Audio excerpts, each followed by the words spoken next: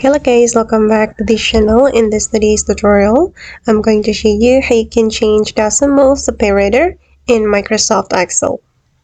Okay, let's get into it guys. I have opened my Microsoft Excel and as you can see, I'm using comma as my decimal separator and I'm going to change it to dot or point.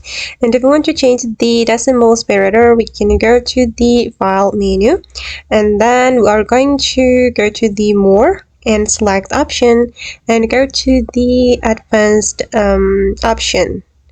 Okay, and here you will be able to change the decimal separator.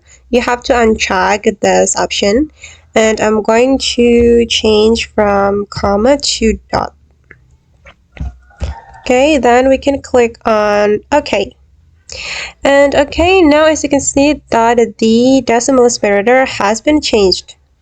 Alright guys, and that's all the way to change decimal separator in Microsoft Excel. I hope this tutorial will be useful for you. Thank you so much for watching and see you in the next video.